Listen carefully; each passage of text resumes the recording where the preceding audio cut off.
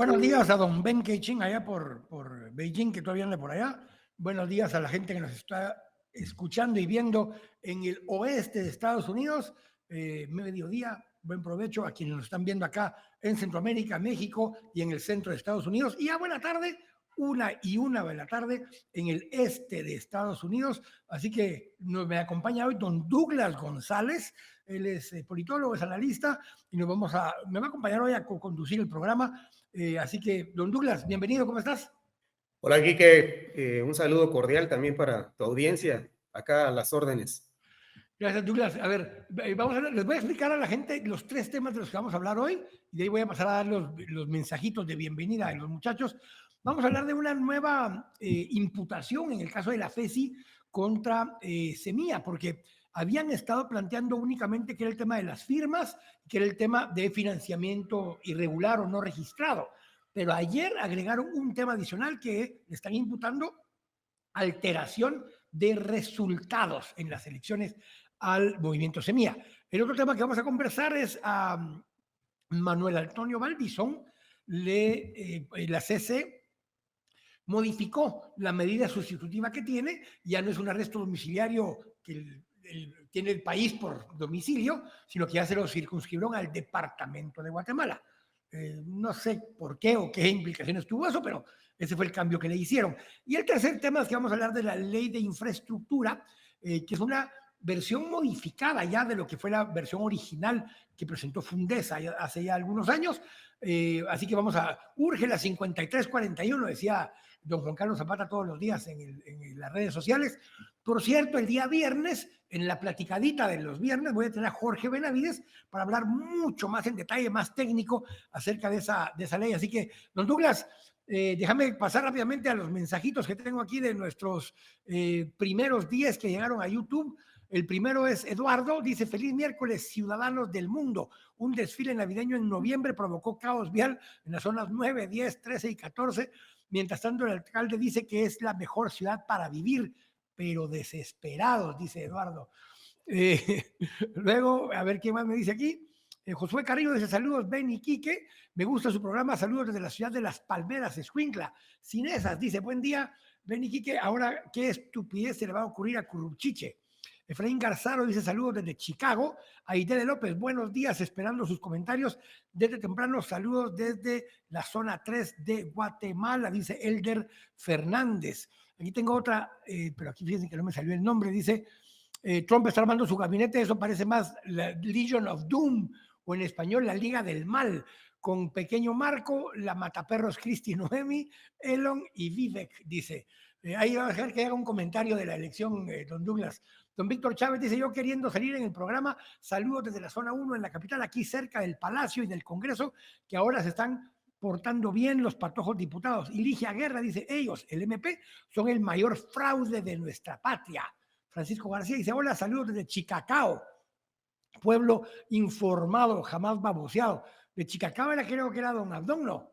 Viva Sí, Chicacao. arriba Chicacao. Leonel Cruz dice: el Ejecutivo ha sido muy paciente con el MP. Ojalá a esos corruptos que tienen cooptado el poder les llegue el peso de la justicia. Y Sharon Rodríguez dice: saludos desde Chicago. Paso rápidamente a ver, tengo uno más. Elder Galinda dice: salúdenme, mucha. Ustedes ya están igual que los del Chapuz, solo saludan a sus cuates. Saludos, don Elder. Ingrid Morales dice: hola, esto ya es Facebook. Buenas tardes, Ben y Quique, hola amigos. Juan Pablo dice: muy buen día a toda la comunidad. Armando UMG, buenas tardes a todos. Anabela Yegi, hola, buenas tardes. Fabián García, buenas tardes, saludos, Quique Godoy, e invitado, gracias por tan preciada información. José Roca, buen día a todos, menos el repugnoso. A ese no, porque me cae mal. Está hablando de Curruchiche, ¿verdad? Isabela Sáenz, saludos. Y el último, Carlos Osvaldo Ramos Hernández. ¿Qué onda, mucha? Días de no verlos, dice Carlos Osvaldo. Bueno, hasta ahí llegué con los saludos. Antes de que te pregunte el primer tema, cortito y al pie, no de la elección, pero del gabinete. O sea, ¿qué esperas de Trump? Ya no el candidato en el que son Trump, el presidente, que no se puede volver a reelegir, que me imagino quiere dejar algún legado, que pongan su cara en Mount Rushmore alguna vez o algo por el estilo. ¿Crees que va a cumplir las promesas que hizo o fueron promesas para llegar al poder, o sí le va a entrar con todo a todo lo que planteó Douglas? Bueno, honestamente nunca he visto un presidente, te diría, en la historia democrática que cumpla todas las promesas. Este sería... eh, y yo creo que él va a hacer un esfuerzo por cumplirle a su clientela, ser fiel al voto antimigrante que se manifestó.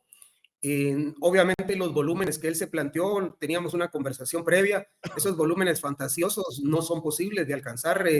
Económicamente para Estados Unidos sería una carga muy gravosa y segundo, tendría que pasarse 3 mandatos, ¿verdad? Claro. Para poder cumplir con solo con esa promesa.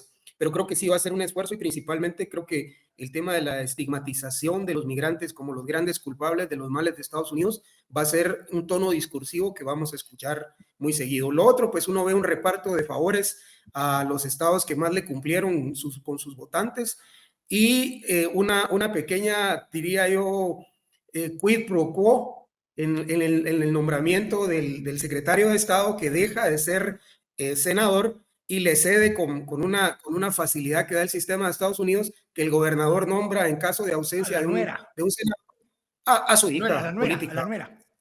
Hija Sí, política, sí. sí. Entonces, pues cada vez se va tropicalizando más las Fíjate, una democracias. cosa curiosa que hay, los 3 nombres más, bueno, Trump de por sí, obviamente de ascendencia irlandesa, y su esposa obviamente es inmigrante, de primera generación inmigrante. Pero tanto Elon Musk como Vivek Ramaswamy, que los va a poner en un rol importante, ambos son inmigrantes. Y uno de ellos estuvo hasta, voy a decirlo así, ilegalmente en un momento dado, porque estaba como estudiante y estaba trabajando en otras cosas. O sea, es una antítesis, es una oxímoron lo que plantean cuando Estados Unidos está construido sobre migrantes, Douglas. Esa es la base. Sí, solo lo lapidario del caso es que si estas políticas se hubiesen implementado hace 25 o 30 años, o 40, mejor dicho, Marco Rubio no podría ser canciller de Estados Unidos, Claro. porque sus papás no habrían podido ser aceptados, sus papás cubanos, ¿verdad? Que llegaron indocumentados a Estados Unidos y fueron acogidos por Ahí vamos a por ese platicar tal vez en unas semanas más, que ahorita hay como 7 nombramientos. Cuando ya haya llegado a la mayoría de nombramientos, te voy a invitar para que junto tal vez con Roberto Wagner o con alguien más analicemos la composición del gabinete y las implicaciones que va a tener para Centroamérica, México y Guatemala, ¿verdad? A ver cómo reacciona doña Claudia Sheinbaum con los tacos por delante, literalmente con Mr. Cheto. Pero bueno, dejando ese tema ahí a un lado, pasemos a esto. Manuel Antonio Valdizón. Han tenido muchos beneficios con el sistema de justicia desde que regresó enchachado, deportado, porque eso fue lo que regresó, deportado, ha ido ganando cada vez más espacios al extremo que intentó ser candidato a presidente, después ya no, le dieron el partido, en teoría iba a meter a Pineda, ya no llegó, de ahí que hicieron una serie de cambiecitos por ahí, de ahí que se peleó con el hijo para salirse de política. ¿De qué se trata esto y por qué ahora la CC viene y le restringe su área de movilización, digamos? Yo vería No esto pensando legalmente, ¿verdad, Douglas? Sino que políticamente, porque aquí No, por legal ya no hay supuesto, nada. yo hace ratos que ya me olvidé de esa categoría inexistente. Yo le daría una lectura más en el contexto de las votaciones de magistrados de Corte Suprema de Justicia y de salas de apelaciones. Y el voto, el único voto que ellos abiertamente se dedicaron a trabajar, que fue el voto de su diputado Tres Quiebres, ¿verdad? Lo digo no como seudónimo, sino como nombre propio, porque él así se pone. Y seguramente algunos favores que no se cumplieron con esa votación se reflejan en esta, diría yo, una reprimenda, ¿verdad? Tal vez un llamado de atención por no haber cumplido algún compromiso. Yo más lo veo enmarcado en esto, porque no, la verdad que no le veo, digamos, un propósito jurídico, no le veo y tampoco de castigo tan severo, porque al final es simplemente una llamada de atención, tal vez una tarjeta amarilla, ¿verdad? Por no haber cumplido alguno de los compromisos que seguramente se comprometió a honrar. Y un poco por ahí, ¿verdad? Porque todo esto está jugándose así. Metamos un poquito rápido solo lo que hablábamos ayer. Vuelven a actuar de oficio la Corte Suprema, perdón, la CC, con respecto a la elección en la Corte Suprema, Douglas, donde le están diciendo, o sea, no les pueden decir elijan a Claudia, perdón, o elijan a alguien más, sino que les están diciendo elijan rápido y tienen 5 días y si no cumplen, vamos a certificarlo conducente, pero ¿qué pueden hacer contra ellos si no se ponen de acuerdo? ¿Los vas a meter presos por no ponerse de acuerdo? Sí, bueno, primero los alcances constitucionales de esto tendría que tener más elementos constitucionalistas, pero en primera instancia diría yo que el nombramiento de los magistrados, por ser uno de los 3 poderes del Estado, tienen los mismos alcances que tienen los cargos de elección popular, que es el del Ejecutivo y el Legislativo. En tal sentido, ellos no pueden ser destituidos, digamos, por el incumplimiento, no les aplica ese artículo del incumplimiento de una sentencia y la destitución inmediata, o de un fallo, mejor dicho. Creo que ahí habría un choque más o menos como lo que sucedió con Jimmy Morales cuando decidió no acatar una resolución de la CC y entró en franca desobediencia. Sin embargo, ni siquiera tienen que llegar a no acatar, porque están acatando que estén en sesión, digamos, permanente, van a seguir votando, claro, y votando y votando y votando. Y como dijo Lucero, pues se va a pasar los 5 años de presidente en funciones, pero ¿y qué? Si así dice la ley, ¿qué hacemos? Creo que tal vez es un exabrupto de parte del magistrado presidente vocal primero el haber comunicado con ese nivel de sinceridad sus intenciones. Hay por ahí un libro famoso que se llama Las 48 leyes del poder, y por cierto, la primera es oculte sus intenciones. Pero bueno, hablando de ocultar las intenciones, déjame ir rápidamente mejorando. Bueno, no, voy a ir con esto y después voy a la mención que tengo que hacer. La FESI estaba ocultando sus intenciones, pero las ocultaba y solo medio las ocultaba, Douglas, porque habían 2 acciones distintas. Una acción es por el fraude, eso quiere decir estafa en la adquisición del TREP. Fueron muy claros todo el tiempo en decir que ahí no había ninguna acusación de que hubiera habido una manipulación o alteración de resultados, sino que había habido una sobrevaloración a la hora de comprar el TREP, cosa que yo considero que es muy probable, que es cierto, y que ahí hay un robo entre muchos otros que pueden haber habido ahí. Pero hicieron mucho esfuerzo siempre en hacer ver que el fraude se refería a la estafa dineraria del Estado en la adquisición de equipos. Se mantuvieron lejos de insinuar que era por alteración de los resultados. En el otro caso, que sí era contra integrantes de Semilla, porque hay una cosa que hay que entender. En lo penal no hay acusaciones contra instituciones, las acusaciones son personales, son contra personas. Y en este caso eran 3 delitos distintos que estaban planteando. Una, falsedad material y demás con el tema de las firmas, la otra que habían incorporado hasta muertos a las firmas del partido, y la tercera acusación era que había financiamiento electoral no registrado, dentro de los cuales estaba Ligia Hernández, pero además también está Félix Alvarado, el ministro de Comunicaciones, porque él prestó dinero al partido para pagar una multa. Cuando tuvo dinero el partido le devolvieron el dinero, o sea, no lo dejó como financiamiento, pero lo estaban encauzando como financiamiento electoral no registrado. Pero ayer agregan en ese caso el tema de decir, mire, es que además sí hubo alteración de los resultados. Y aquí voy a hacer una acotación. Yo ayer dije que no podían cancelar el partido porque incluso aunque todos los del partido Semilla se declararan culpables del tema de la alteración de firmas o incluso el financiamiento no registrado, ese no es un causal dentro de la ley electoral y de partidos políticos para cancelar el partido, Douglas. Sin embargo, ayer aparecen con esto. Y oh, sorpresa, el inciso A del artículo 93 de la ley electoral y de partidos políticos dice que uno de los causales es alterar los resultados de las elecciones. Sí, digamos que tal vez en un contexto más amplio hay que entender que la victoria de Trump tuvo varios comportamientos locales, digamos, muy particulares.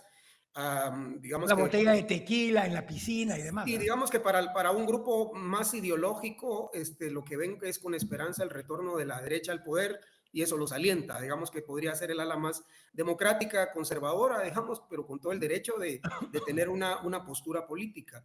Pero también ahí se esconde mucha gente que tiene la intención, primero, de recuperar sus visas, hay ahí una expectativa, y hay otra que avivan el sentimiento de lo que sucedió en el año, ¿qué sería? 2018, cuando Jimmy Morales logra sacar a la CICIG y a raíz de una negociación con el gobierno del presidente Trump, ¿verdad? Entonces ellos ven una posibilidad de replicar eso, y la versión de sacar a Iván Velázquez sería sacar a Bernardo Arevalo, ¿verdad? Una lógica así muy sencilla. Entonces esta victoria del presidente Trump de alguna forma despertó o revivió esos ánimos golpistas que todavía habitan en muchos sectores, algunos con algo de poder, todavía otros con bastante poder, y que tienen, digamos, la expectativa todavía de bajarse al presidente, para ponerlo en palabras más sencillas, y que derivado de ese resultado, pues entonces empezaron a desempolvar a ver de dónde se agarraban, qué artículo, y pues resulta que ese está ahí, y entonces ya como volver a echar nuevamente a andar por enésima vez la narrativa de una alteración de resultados adentro del Tribunal Supremo Electoral. Creo que tengo un video por ahí, me dicen de producción, tenemos un video de algo que pasó hoy con el de informática del TSE, porque han estado ligando a proceso a varias personalidades distintas. Hay un par de personas del TSE que también creo que ya aceptaron procedimiento abreviado para los cargos. Entonces creo que si tenemos el video ahí, muchachos, del tema de hoy. Déjenme ver si están ahí el equipo de producción. Pudo haber participado en lo sindicado. En cuanto a la tesis que argumenta la defensa, se escuchó con claridad. El abogado explicó con algunos flujogramas, con algunos esquemas, lo que él considera era el funcionamiento del sistema TREP, del conteo de votos, de las actas y sobre todo de la transmisión de datos por el sistema informático. Se respeta su intervención, la cual fue educada, fue moderada, de ninguna manera existió ánimo de ofender a la contraparte, ni mucho menos a un juzgador de ustedes. Fue una explicación muy elocuente, muy técnica, de una manera muy educada. Sin embargo, esta explicación que nos merece todo el respeto, la cual incluso el abogado trajo algunos documentos del Tribunal Supremo Electoral para intentar robustecer su alocución. Sin embargo, esta explicación que hace el abogado en este momento no es suficiente para poder de determinada manera excluir de una manera categórica la posible participación de los sindicados. Reitero, el abogado de una manera muy elocuente y educada trajo los esquemas, trajo en este caso los instructivos del Tribunal Supremo Electoral, se le escuchó con la debida educación, se le escuchó con tolerancia activa, se le captó lo que él intentó decir, pero reitero, esta explicación que nos merece todo el respeto, en este momento no es contundente para poder desvanecer los indicios que el Ministerio Público tiene en su poder. Es decir, no pueden desvanecer esos indicios que el Ministerio Público ha recabado como producto de la investigación y que sí orientan a la posible comisión de un delito y a la posible participación del hoy sindicado. Por ello, en este momento, en honor a la verdad y con la total objetividad e imparcialidad que debe mantener un juzgado, puedo decir que hay indicios racionales suficientes para poder dictar un auto de procesamiento, tal y como el Ministerio Público lo ha solicitado. Por lo que, en este momento, al lugar lo solicitado por el Ministerio Público y se dicta auto de procesamiento en contra del señor sindicado Jorge Salvador Santos Nil por la posible comisión de los siguientes delitos. En primer lugar, por el delito tipificado en el artículo 419 del Código Penal vigente. Es decir, por el delito de incumplimiento de deberes. También queda ligado a proceso por la posible comisión del delito tipificado en el artículo 407G del Código Penal, es decir, por el delito de abuso de autoridad con propósito electoral. Y también, tal y como lo pide el Ministerio Público, se dicta auto de procesamiento en contra del señor Jorge Salvador Santos Nil por el delito tipificado en el artículo 322 del Código Penal, relacionado con el artículo 327A del Código Penal, es decir, por el delito de falsedad ideológica con agravación electoral, quedando vinculado al proceso penal a partir de este momento con todos los derechos y garantías que le existen a la persona vinculada a un proceso. Mira, pues lo que dicen es que el chavo este de informática cometió el delito de falsedad agravada porque es para efectos electorales, o sea, alterar resultados. Eso es lo que están diciendo don Freddy Orellana, el ilustre. Sí, correcto. Lo escuché y pareciera la misma ruta que han seguido los otros casos, ¿verdad? Se le liga a proceso, se le da prisión indeterminada, sometido a condiciones en las cuales no le quede más que aceptar, ¿verdad? O sea, casi está uno viendo un caso similar a los anteriores, en los que la persona no le va a quedar más que finalmente decir, sí, mire, yo alteré, porque se podría quedar ad eternum ahí, ¿verdad? Y el dilema es cabalmente lo que pasaba a Ligia. Ligia dice, mire, yo no reconozco, le pasó yo a la FOPA, ¿verdad? Oscar, lo digo hace como un año. Dice, yo no es que reconozca que cometí los delitos, pero estoy enferma, tengo a mis hijos solos en la casa, tengo problemas de todo tipo, y estoy aquí porque estos sinvergüenzas me van a mantener, saber por cuántos años más. Prefiero mejor aceptar culpa de un delito menor, me den una sentencia suspendida, voy a mi casa.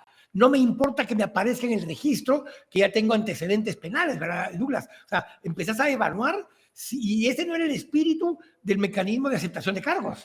Tenía otra lógica eso. Sí, o sea, el mecanismo sigue siendo válido, de hecho es universalmente válido Claro. en todos los países del mundo. El tema es que si tú lees el comunicado del Ministerio Público y la sentencia que lo debe tener, hay un apartado en el cual se establece que la persona acepta de manera libre de cualquier coacción, de manera consciente y de manera consciente consensuada, dice, ¿verdad? Libre y consensuada. Es decir, que es el principio de cualquier contrato, ¿verdad? Que es el honor a la verdad y la buena fe sabida de ambas partes. En cambio, en este caso, tenés una relación en la cual estás sujeto a una tortura prácticamente, y entonces dentro de tus males menores es el menor aceptar cargos. No lo estás haciendo en libertad. Si la persona está, por ejemplo, en prisión domiciliar, por ejemplo, como está Manuel Valdizón, pues es más fácil decidir si accede a aceptarse culpable, a reconocerse culpable, o si no, pero si estás en la cárcel, obviamente es una condicionante muy grande. Cosa que Manuel Antonio Valdizón hizo en Estados Unidos. Correcto, cuando estaba allá no le Ya quedó. se declaró culpable, que para efectos prácticos era lo mismo. Ahora, mira, este tema va a ser más profundo, lo vamos a ir dándole más tiempo en los siguientes días conforme vayan saliendo más el esquema, pero en esa, digamos, alocución de Freddy Orellana plantea la nueva estrategia. El tema ya no es solo financiamiento electoral no registrado, el tema ya no es firmas falsas, el tema es alterar los resultados de la elección. Correcto, correcto. O sea, mira, yo lo veo en el sentido, bueno, este ánimo que dio una nueva intentona enésima golpista, pero de no ser así, están cubriendo una posible justificación en el futuro. Decir, miren, es que ustedes fueron a secuestrar actas, hay personas condenadas por haber alterado actas. Entonces, esa sería una argumentación que se podría utilizar en su momento para una defensa si en algún momento tuvieran que ser llevados ante alguna autoridad para responder por sus actos. Okay. Entonces yo también veo que hay un doble propósito acá, y uno es, si nos sale bueno, pues llegamos hasta el golpe, que es nuestro objetivo mayor, pero si no, cubrimos el camino de lo actuado, dejando evidencia que nuestra causa tenía fundamento, ¿verdad? Ese creo yo que ahí van, ¿verdad? Déjame ir a mi mención rápida que tengo que hacer y regreso con la Ley General de Infraestructura Vial, que es el decreto que se aprobó ayer, el decreto 29 de 2024. Pero para mientras, fusión de tecnología y procesos de reclutamiento. El sistema y el candidato hacen todo el trabajo operativo por usted. El candidato interesado busca y aplica. Olvídese de pasar horas ordenando hojas de vida y llamando candidatos para decidir a quién citar.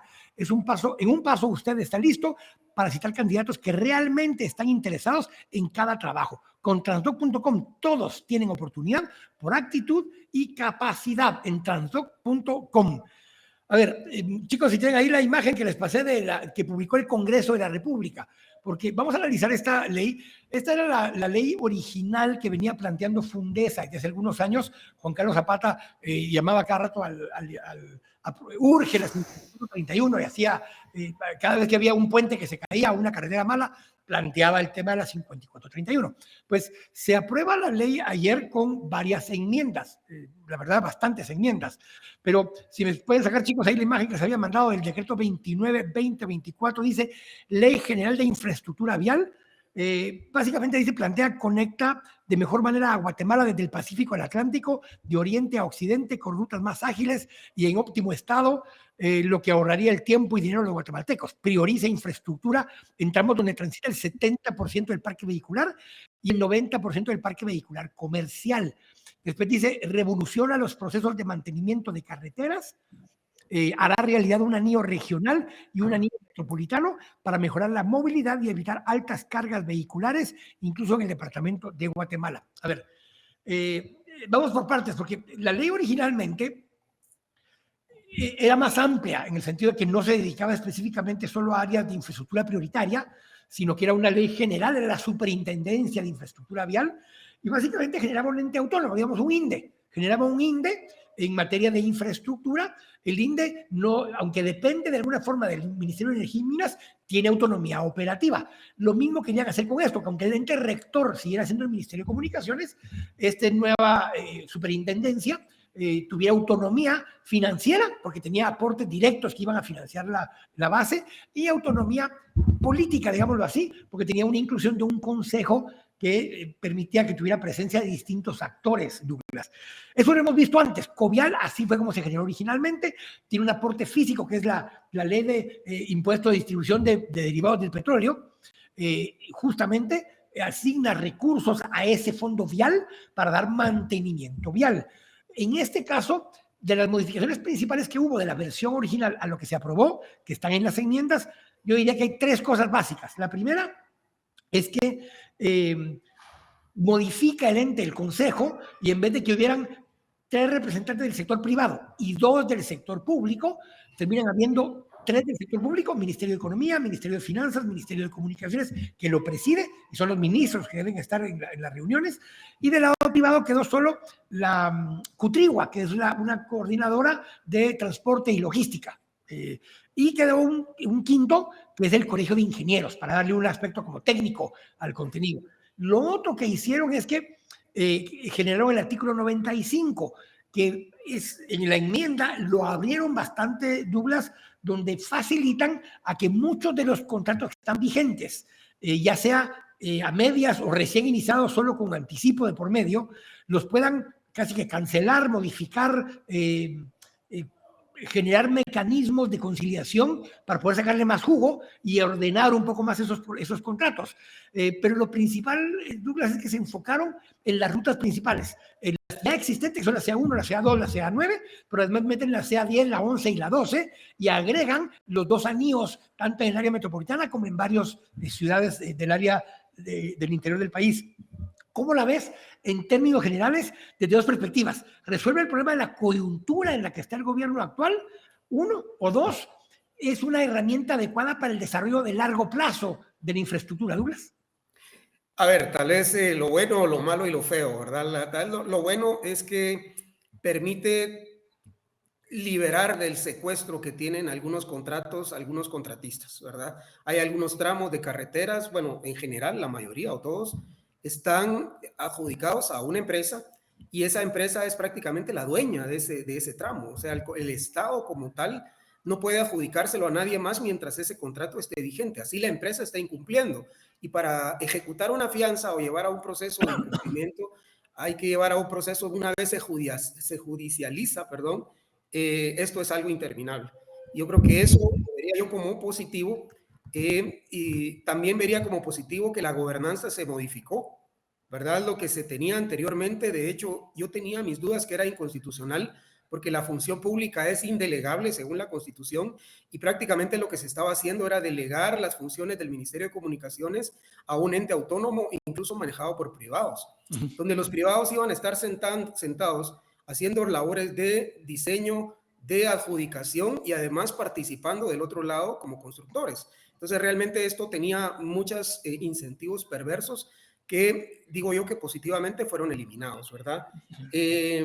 Lo malo para mí es que se siguió sin hacer un enfoque sistémico de la construcción de obra. Es decir, no, esto es un parche, puede ser interesante a la velocidad que va el gobierno, es muy probable que no veamos alguna reacción en el corto plazo y que de hecho, como están los plazos establecidos, la gobernanza se va a quedar instituida hasta el último año de gobierno del presidente Arévalo y que tal vez logren rescatar unos 2, 3 contratos estratégicos y colocarles dinero para que se vea que hay resultados. Digamos, hasta ahí lo vería yo como, y lo pongo como lo malo porque seguimos postergando la discusión de una reforma profunda del sistema de contratación de obra pública. Y lo último, lo feo, es que el Congreso apruebe los montos y los tramos que se van a ejecutar, ¿verdad? Eso creo yo que sigue siendo algo, es un listadito geográfico de obras para que lo ejecute el Ministerio. ¿Sabes lo que acabas de explicar? Otra vez, en el corto, mediano y largo plazo. En el corto plazo, lo principal es el artículo 95, que les permite desenmarañar el nudo Giordano que se armó ahí para empezar a delimitar qué sí y qué no, y que no se queden entrampados judicialmente algunos de los tramos, sino que puedan habilitarlos y agilizar su procedimiento y sus nuevas adjudicaciones, porque el 95 permite todo eso. Entonces, en el corto plazo, lo que mejor le va a funcionar al país por un lado, pero a esta administración es que tienen cómo desamarrar el pijeo que tienen ahí. Ese es uno. En el mediano plazo, la estructura institucional donde desbalancearon el tema que habían planteado es importante por esto. Cuando se crea Covial, se crea también parecido. Está la Asociación de Contratistas, está la Cámara de Construcción, hay participación de los privados, pero al mismo tiempo le asignan fondos específicos. ¿Por qué la importancia de los fondos? Aquí se crea un fondo privativo para los proyectos de prioridad. Eso es bueno en el sentido que el pisto ya va a estar y le puedes hacer contratos multianuales. Entonces quiere decir que pueden contratar a alguien en diciembre de este año que dure 3 años la construcción del anillo metropolitano X, Y o Z. Tiene fondos porque el pisto ya está en la cuenta, no te la tienen que asignar de otro lugar y no está sujeto a que alguien decida si te asigna los recursos o no. Desde esa perspectiva, eso es bueno en el corto plazo. Va a haber más agilidad para ejecutar lo que está sobre la mesa. Un amigo me decía hoy, siempre y cuando estén las personas adecuadas en el lugar adecuado, para que echen a andar la maquinita, porque que te cambien las reglas, pero no tenés gente que lo puede operar, igual te puedes entrambar. Lo segundo, Douglas, es que en el largo plazo, sí dejaron 2 cosas previstas ahí que no van a verlas en esta administración, que es lo de los peajes hundidos, o shadow, que le llaman, pero al mismo tiempo lo de el cobro por disponibilidad. Y aquí les voy a poner contexto porque esto lo tomaron de la Ley General de Electricidad, no se lo inventaron acá. Existe en otros países. ¿Qué quiere decir esto? Yo puedo venir y decir, miren, la autopista Palines-Cuinca, esto aquí lo he dicho muchas veces, la autopista Palines-Cuinca se la vamos a dar en administración a Juanito, que tiene su empresa constructora y le va a dar mantenimiento, pero le vamos a pagar por tráfico. O sea, vamos a ver contadores, va a haber una especie de peaje, pero el peaje no se le va a cobrar a la gente. El peaje lo va a pagar el Estado del dinero que ya recauda de los impuestos, pero le va a asignar un monto. ¿Y por qué vinculado a carga? Porque así es como se deteriora también la carretera. Entonces, ¿por qué hay una parte que es por disponibilidad? Esa es la potencia en la ley de electricidad. Vas a decir, miren, solo porque me mantenga natural la carretera, le voy a pagar 1 millón de quetzales al año. Eso ya está fijo. Pero además, por cada vehículo que pase, le voy a dar 20 pesos. Y se lo voy a acumular y se lo están pagando mensualmente para que usted con ese pisto mantenga la carretera. Esas son figuras como las que dejaron puestas ahí, que te generan un mecanismo de certeza para el contratista de que va a estar la plata, que está disponible y que tiene certeza de que va a cobrar, porque es un fondo privativo que va a estar ahí, pero al mismo tiempo los hace responsables de tener el mejor mantenimiento posible, Douglas, porque el contrato será 15 o 10 años y si no le das buen mantenimiento, pues te va a tocar meter más piso en el corto plazo. A mí esta lógica, de hecho, me gusta. Digamos, en términos económicos, se conoce como una inversión de riesgos. Es decir, que el Estado deja de tener el riesgo de una carretera mal construida y se lo traslada a quien la construyó, ¿verdad? Porque obviamente una carretera mal construida conlleva el riesgo de altos montos designados al mantenimiento y una carretera bien construida, pues al revés. Entonces yo creo que esto sí es algo que lo veo positivo. Desafortunadamente para la gestión del presidente Bernardo va a ser algo que no va a poder disfrutar tanto, ¿verdad?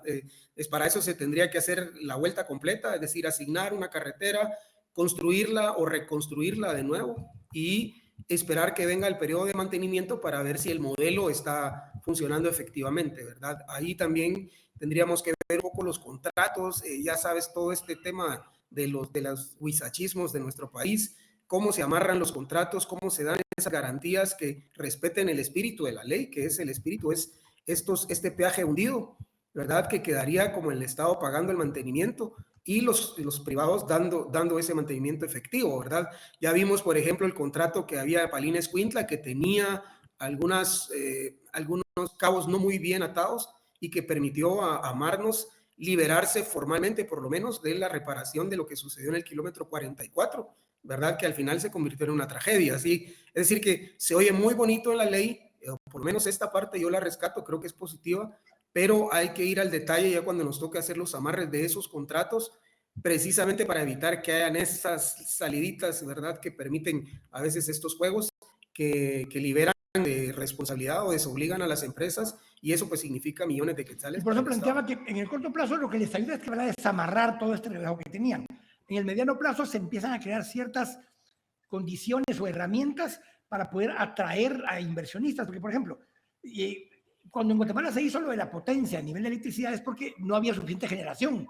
Entonces hubo gente que trajo plantas de búnker, las barcazas famosas, Sí. que en el largo plazo no es rentable para Guatemala, Douglas, pero en el corto plazo era indispensable porque era la única forma de corto plazo de que hubiera electricidad disponible. Entonces, pagaste extra por tener ahí una barcaza sentada, a veces sin estar generando, pero estaba disponible. Esa es la disponibilidad o la potencia.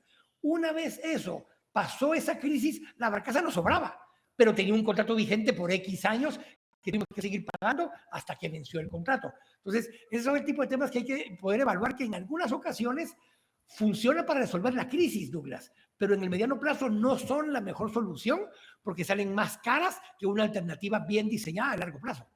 Sí, digamos que dada la situación tan calamitosa que existe en la infraestructura pública del país y dada la fragilidad institucional, porosidad y propensión a la corrupción que hay, esto se ve como algo bueno. Porque todo es algo dependiendo de con qué lo compares. Se ve como algo que rescata de alguna forma y que permite ejecutar y desenmarañar todo este sistema de contratos que existe, que pasa los 30,000 millones de quetzales, dicho sea de paso. Y además, se me olvidó decirlo, que también amarra un poco el mantenimiento y la entrega de la obra a indicadores concretos.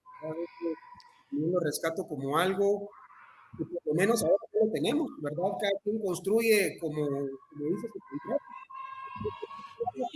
A 10 kilómetros que está a 8 centímetros de asfalto y el otro lo contratas a 5, ¿verdad? Y no existe una norma estándar que te exija.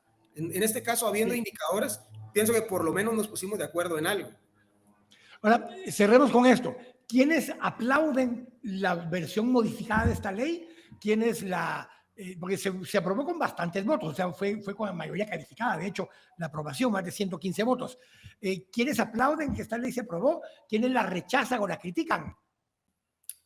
Bueno, mira, yo veo pocos que la aplaudan con mucho entusiasmo, ¿verdad? Eso primero sería la primera señal de que no hay un actor que se declare como completamente ganador con la misma, ¿verdad? En el sector privado, si bien es cierto, la rescatan porque obviamente sería un discurso muy contradictorio señalarla ahora solo porque a ellos lo sacaron de las bancas de la junta directiva o el directorio, pero digamos que siempre hay un par de peritos ahí que uno escucha. De parte del ministerio, como portavoz el ministro, él mismo dice, mire, yo lo hubiera hecho mejor, pero es lo que tenemos y es positivo. Yo creo que los diputados estaban urgidos de rescatar ese mal sabor que dejó la elección de Cortes y creo que estaban buscando algo que les permitiera, como después de la elección de la junta directiva, mandar un mensaje que estaban legislando pro país, ¿verdad? Y encontraron esta oportunidad. Creo que fue hábil el gobierno en hacer esa modificación puntual, porque sí les habría traído muchísimo desgaste el hecho de decir, miren, un futuro sin CACIF, que fue su discurso, y luego ponerlo en una junta directiva, ¿verdad? Creo que ahí fueron cuidadosos con eso, y tal vez diría yo que hay una especie de como de tablas, ¿verdad? Y de parte de la ciudadanía la expectativa de qué tan efectivo va a ser en la práctica. Y que también, Douglas, el Congreso ahorita se puede lavar un poco las manos y decir, ok, ya no pueden alegar, les aprobamos la presión presupuestaria, les van a aprobar el presupuesto 2025 porque ya tienen dictamen positivo y les aprueban esta ley, ya no les pueden decir mañana, miren, no podemos hacer nada porque no nos dan dinero, porque entonces el Congreso se lava las manos y dice, ok, yo ya les cumplí, ahora háganlo, cumplan. Claro, claro, eso le coloca el desafío mucho más alto al Ministerio de Comunicaciones y una exigencia para brindar resultados lo más pronto posible. Correcto. Don Douglas, te agradezco muchísimo que hayamos conversado este tema. Vamos a conversar más adelante, tal vez la otra semana o en unas 2 semanas, cuando esté más completo el gabinete de Mr. Trump. Te invito a que convertamos con Roberto Wagner para esto. Si usted nos estuvo escuchando acá hoy, tuvimos algo de problemas con StreamYard, con el audio, pero queda grabado y los podcasts y la versión YouTube estará al aire en breves minutos disponible, así que ahí se las dejamos. Gracias, Douglas, por habernos acompañado. Un abrazo, Quique, y para tu audiencia también. Hasta luego. Igualmente. Y le cierro con la última mención, dice fusión de tecnología y procesos de reclutamiento. El sistema y el candidato hacen todo el trabajo operativo por usted.